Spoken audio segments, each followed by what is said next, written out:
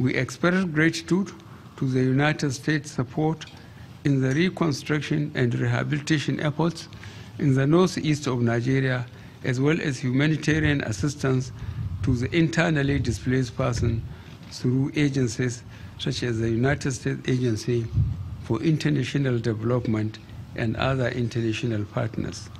The United States of America has been, to date, the biggest contributor to the humanitarian response, and last year gave approximately $500 million United States dollars in cash and in kind contribution through the United Nations and other intergovernmental organizations. These have mainly supported protection activities, health, food assistance, and shelter. We are doing all we can to secure the release of the remaining abducted school girls from Dafchi and Chibok.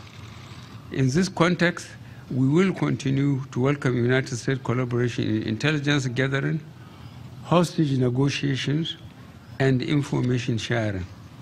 The government is taking necessary steps to promote the peaceful coexistence of herdsmen and farmers by focusing on boosting security and enforcing legislation that will guarantee borders and farmers access to land. I extend sincere congratulations to President Trump and his government on the impressive performance of the United States economy under his watch. Our aim is to diversify our own economy by focusing on agriculture and food security, power and infrastructure. We have cut the importation of rice by 90%, thereby saving a significant amount of money. We very much welcome increased United States investment in Nigerian economy, especially the non-oil sector. Economic relations between Nigeria and the United States are anchored on three major instruments, namely the Binational Commission, Trade and Investment Framework Agreement, and the Africa Growth and Opportunity Act. The Binational Commission in particular, comprising bilateral, political, economic, developmental, and humanitarian partnership, is a basic economic framework for engagement between our two countries. Nigeria's trade volume with the United States stood at 6.07 billion United States dollars according to 2016 statistics, and comprised 4.76 billion United States dollars worth of Nigerian export to the United States and 1.894 billion United States dollars exports to Nigeria. We urge greater effort to increase these figures substantially. We thank the United States government very much for cooperation we have received in our effort to recover stolen funds. Our two governments have put the machinery in place for their respective attorney generals to collaborate in ensuring the return to Nigeria of over 500 million United States dollars of looted funds siphoned away in banks around the world.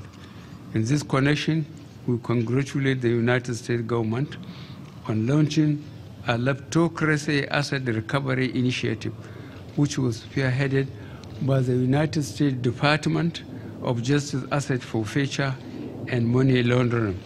We hoped that we could continue to count on United States support in this area.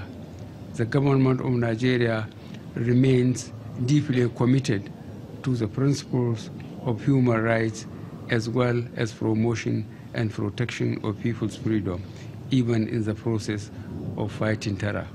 We commit to ensure that all documented cases of human rights abuses are investigated and those responsible for violation held responsible. I thank you very much for listening. Well, thank you, Mr. President. Thank you very much. Thank you, sir.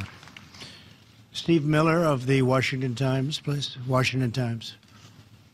Thank you, Steve. Thank you, Mr. President. Got a two-parter on immigration. Last week, in the Supreme Court case over your travel ban, the lawyers for the opponents said that if you would simply apologize for some of your rhetoric during the campaign, the whole case would go away. And I was wondering if you would I don't be think willing. it would, number one. And there's no reason to apologize. Our immigration laws in this country are a total disaster. They're laughed at all over the world. They're laughed at for their stupidity. And we have to have strong immigration laws. So I think if I apologize, it wouldn't make 10 cents worth of difference to them. There's nothing to apologize for. We have to have strong immigration laws to protect our country. And looking to the future, the caravan has arrived at the U.S. We've border. been watching it. We've been watching it. And I'm just wondering, in your opinion, or your estimation, what percentage of those people do you believe are deserving of asylum in the U.S.? Well, I won't get into percentages, but we are a nation of laws. We have to have borders. We don't have borders, we don't have a country. And I've been watching for weeks as the caravan came up.